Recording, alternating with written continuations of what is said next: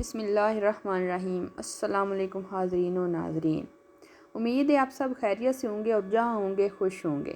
تو اگر آپ کو میرے چینل کی ویڈیوز پسند آ رہی ہیں تو کائنڈلی میرے چینل کو سبسکرائب اور میری ویڈیو کو لائک کر دیں اور نوٹیفیکیشن کے بٹن کو بھی پریس کر دیں تاکہ میری ہر نئی آنے والی ویڈیوز آپ تک بآسانی پہنچ سکیں۔ ہماری آج کی ویڈیو بھی بڑی انٹرسٹنگ ہونے جا رہی ہے، تو ویڈیو کو آخر تک ضرور دیکھیے گا۔ تو آج کا ہمارا ٹاپک ہے ملکہ بلقیس۔ اس میں ہم آپ کو بتائیں گے کہ ملکہ بلقیس کون تھی، کس کی بیٹی تھی اور کون سے ملک میں وہ حکومت کرتی تھی، اور حضرت سلیمان علیہ السلام کے پاس اس کا تخت کون سا جن یا آدمی لے کر آیا۔ تو ہماری ویڈیو کے ساتھ جڑے رہیے۔ آج سے ہزاروں سال قبل جزیرہ عرب کے جنوبی علاقوں میں یمن کے گرد و نواح میں ایک شہر آباد تھا جسے سبا کہتے تھے، اور وہاں آباد لوگوں کو قوم سبا کہہ کر پکارا جاتا تھا۔ یہاں کے لوگ بہت ساری نعمتوں اور راحتوں میں تھے۔ ہر طرف لہلاتی فصلیں، پھل، ہرے بھرے درخت، سب کچھ موجود تھا، مگر یہ قوم شرک میں مبتلا تھی اور سورج کی پوجا کیا کرتی تھی۔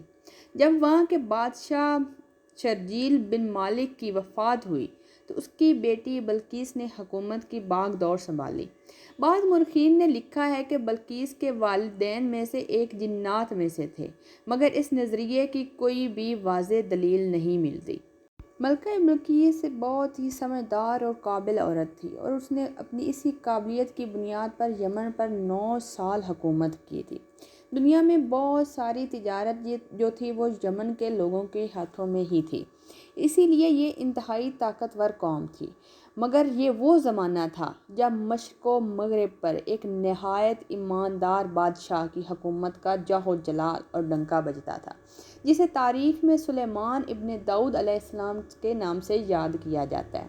حضرت سلیمان علیہ السلام کی حکومت دنیا کے بہت سے ممالک پر تھی، اور آپ علیہ السلام کا دارالحکومت یروشلم شہر تھا۔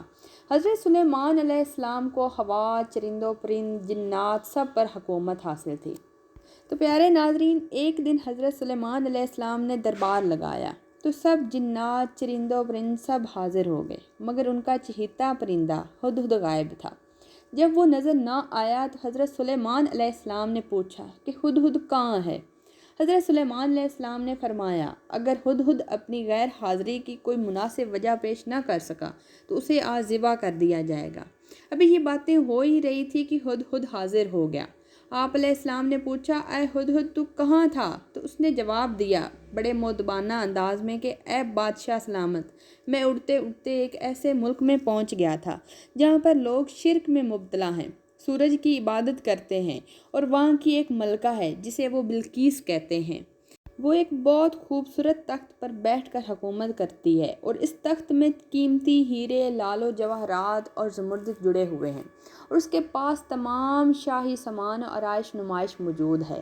تو حضرت سلیمان علیہ السلام نے کہا کہ اگر تمہاری بات سچ ہے تو میرا خط اس ملکہ تک پہنچاؤ، اور وہاں بیٹھ کر دیکھو کہ وہ کیا رد عمل کرتی ہے، اور پھر آ کر مجھے خبر دینا۔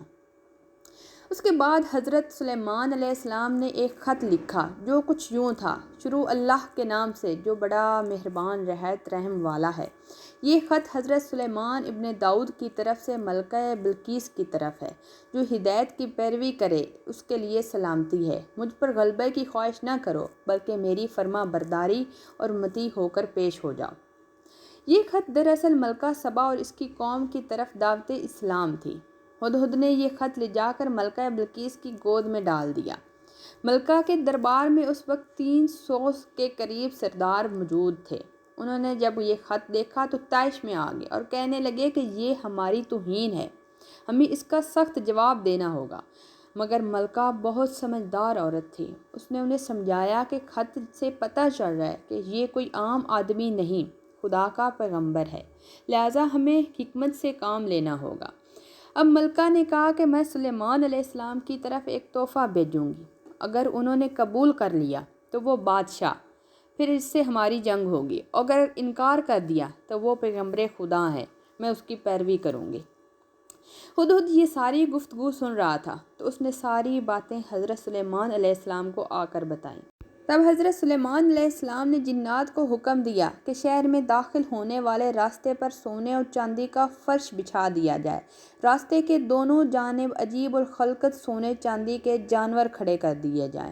وزراء اور عمالے سلطنت کی تمام کرسیوں کو سونے چاندی سے مزین کر دیا جائے۔ دربار کو ہیرے جواہرات سے مزین کیا جائے۔ ادھر بلقیس نے حضرت سلیمان علیہ السلام کے لیے طائف روانہ کیے، جن میں سونے کی اینٹیں، ہیرے، جواہرات، غلام، کنیزیں اور ملکہ بلقیس کا ایک خط بھی تھا۔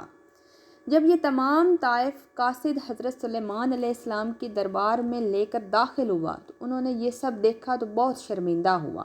تو حضرت سلیمان علیہ السلام نے کہا، تم لوگ مال سے میری مدد کرنا چاہتے ہو تو دیکھ لو، جو اللہ نے مجھے دے رکھا ہے وہ بہت زیادہ ہے، لہٰذا تمہارا تحفہ تمہیں ہی کو مبارک ہو، اور اب واپس جا کر اپنی ملکہ سے کہنا کہ ہمارا انتظار کرے، ہم ایک زبردست لشکر لے کر آئیں گے۔ جب قاصد نے یہ سارا واقعہ واپس آ کر ملکہ بلقیس کو بتایا تو وہ سمجھ گئی کہ حضرت سلیمان علیہ السلام اللہ تعالیٰ کے بندے اور نبی ہیں، لہٰذا ان سے جنگ نہیں، ان کی اطاعت کی جائے گی۔ حضرت سلیمان علیہ السلام کو جیسے یہ خبر پہنچی تو انہوں نے اپنے درباریوں سے کہا کہ تم میں سے کون ہے جو ملکہ کے مطیع ہو کر آنے سے پہلے اس کا تخت اٹھا کر میرے پاس لے کر آئے؟ تو ایک دیو ہیکل جن نے کہا کہ میں آپ کے دربار کو برخاست کرنے سے پہلے آپ تک اس کا تخت لا سکتا ہوں، میں اس کام کی پوری قوت و طاقت رکھتا ہوں اور امانت دار بھی ہوں۔ پھر ایک اور شخص جسے کتاب کا علم بھی تھا، اس نے کہا کہ میں یہ تخت آپ کے پلک جھپکنے سے پہلے لا دوں گا۔ پھر حضرت سلیمان علیہ السلام نے اس تخت کو جب اپنے پاس رکھا ہوا دیکھا تو آپ علیہ السلام نے پکارا، اے میرے پروردگار، یہ تیرا ہی فضل ہے، وہ مجھے آزمائے کہ میں شکر ادا کرتا ہوں یا ناشکری کرتا ہوں۔ جو شکر ادا کرتا ہے وہ اس کے لیے ہی فائدہ ہے، اور جو ناشکری کرتا ہے تو میرا پروردگار بے نیاز ہے اور اپنی ذات میں بزرگ و برتر ہے۔ مفسرین و مورخین کے مطابق وہ شخص حضرت سلیمان علیہ السلام کا کوئی دوست تھا جس کا نام آصف بن برخیہ تھا، اور بعض نے لکھا ہے کہ وہ حضرت سلیمان علیہ السلام کی خالہ کے بیٹے تھے۔ کہا جاتا ہے کہ اس تخت کی لمبائی 80 ہاتھ، عرض 40 ہاتھ اور اونچائی 30 ہاتھ تک تھی۔ اس میں موتی، سرخ یاقوت اور ہیرے جڑے ہوئے تھے۔ حضرت سلیمان علیہ السلام نے اس تخت میں رد و بدل کر کے اسے مزید پیارا بنا دیا۔ جب ملکہ بلقیس حضرت سلیمان علیہ السلام کے دربار میں حاضر ہوئی تو آپ علیہ السلام نے پوچھا، کیا تمہارا تخت بھی اسی طرح کا ہے؟ تو وہ بولی، یہ تو ہو بہو میرا ہی تخت ہے، ہمیں تو پہلے ہی معلوم ہو گیا تھا کہ آپ پیغمبر خدا ہیں، اسی لیے ہم حاضر ہو گئے اور آپ کی اطاعت کرنا چاہتے ہیں۔ بلقیس کے آنے سے قبل آپ نے جنات کو حکم دیا کہ ایسا فرش بناؤ کہ شیشے کا ہو، نیچے پانی ہو اور پانی میں مچھلیاں تیر رہی ہوں، اور خود حضرت سلیمان علیہ السلام اس شاہی عمارت میں اپنے تخت پر جلوہ افروز تھے، اور شیشے کے نیچے سے پانی پوری آب و تاب سے بہہ رہا تھا، جبکہ شیشہ اتنا باریک تھا کہ نظر نہیں آ رہا تھا۔ بلقیس کو اس محل میں لایا گیا۔ جب اس نے فرش دیکھا تو سمجھی کہ پانی بہہ رہا ہے، لہٰذا اپنی پنڈلیوں سے کپڑا اٹھا لیا۔ تو حضرت سلیمان علیہ السلام نے کہا کہ یہ تو شیشے کا فرش ہے۔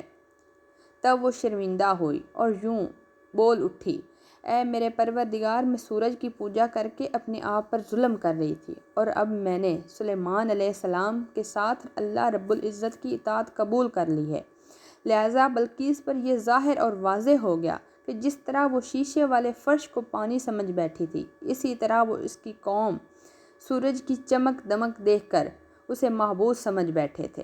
اسے اپنی غلطی پر نہایت ہی شرمندگی ہوئی۔